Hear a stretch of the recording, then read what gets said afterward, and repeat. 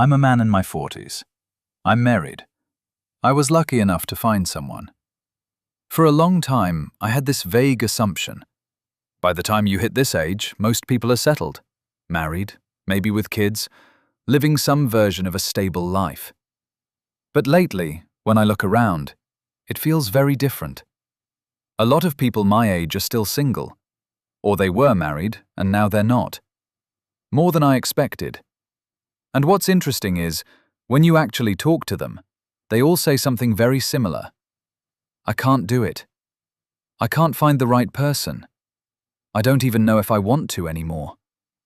And the strange part is, those words don't feel distant to me, because I remember thinking the same things before I got married. Money, time, the effort it takes to maintain a relationship, and that constant question in the back of your head, is this even the right move? Back then, I thought those were just personal struggles, my own doubts. But looking back now, I don't think that's what it was.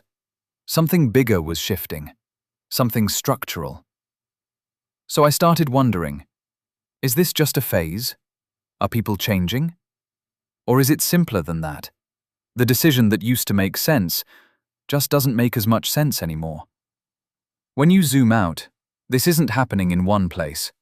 The United States, Europe, East Asia, different cultures, different systems. But the direction is similar. Less dating, less marriage, fewer children. And right in the middle of that shift, you start to notice something else. Men quietly stepping back. So over the next few episodes, I want to take a peek at this. Different regions, different structures. What's actually changing, and why? Why does marriage feel like a harder decision now? Not emotionally, but structurally. Today, we start with the United States. On the surface, the US looks like the easiest place to date. Big cities, a melting pot of people, apps everywhere, endless options. It feels like opportunity is unlimited. From the outside, it's easy to say, if you can't find someone here, that's on you. There are so many options, what's the problem? But when you actually step inside the system, the experience is very different. It doesn't feel like abundance. It feels like nothing is happening. You send messages, no reply. You match, the conversation goes nowhere. You try again, same result. A few times you brush it off, but after a while, something shifts. It stops feeling like rejection and starts feeling like invisibility. That's the key difference. Rejection still means you were seen. This is different. You're in the system, but the system doesn't include you. And this isn't just anecdotal. A significant number of Americans say dating has become harder than it was a decade ago.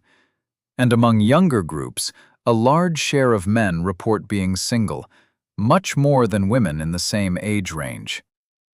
So it's not just men not trying. In many cases, they are trying. Which brings up the first common explanation. Men are lazy now. They're not putting in the effort. That's an easy answer, but it doesn't really hold up. Because most men don't start by giving up. They try, at least for a while. They try, nothing happens. They try again, nothing happens. And at some point, that stops feeling random. It starts to look like a pattern. And the moment it becomes a pattern, the interpretation changes. It's no longer, maybe I'm not good enough. It becomes, maybe this isn't designed to work for me. And that's where effort turns into calculation. The structure itself matters more than people think. On the surface, dating apps feel open and fair. Anyone can join. But in practice, attention tends to concentrate. A small group gets most of it. The rest barely registers. So the problem isn't that there are no opportunities. The problem is that opportunity and actual access are not the same thing.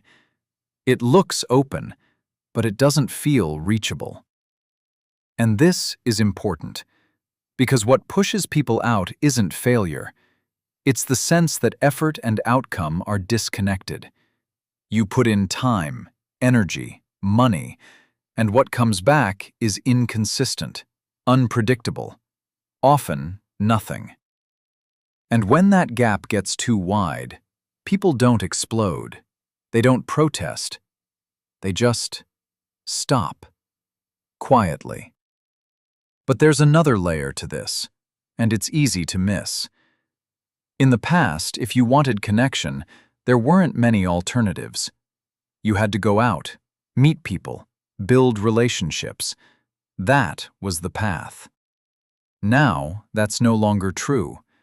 You can stay home. You still get stimulation, entertainment, distraction, even a sense of connection. Games, content, social media. They don't replace real relationships, but they make them easier to delay. And that changes behavior, more than people realize. Because once alternatives exist, the original option has to compete. And right now, relationships are competing against things that are easier, safer, more predictable, and in many cases, more rewarding in the short term. Delayed rewards, emotional risk. Most modern alternatives are the opposite. Instant feedback, low risk, immediate reward.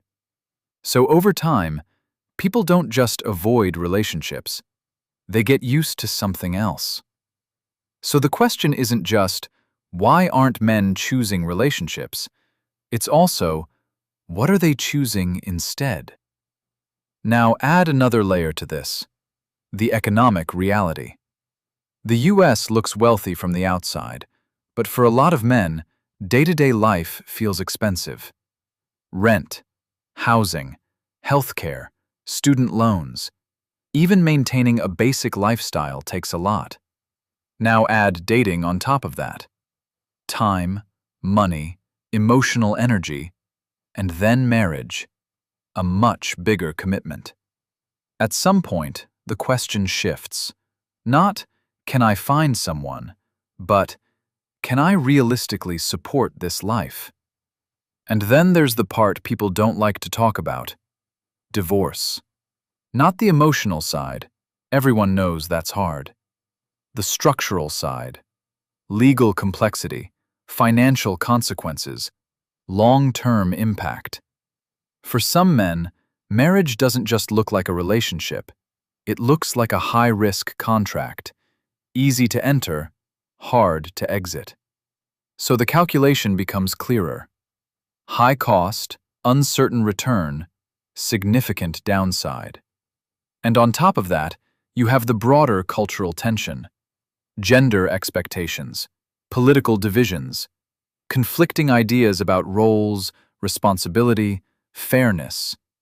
Things that used to be worked out inside a relationship now show up before it even begins.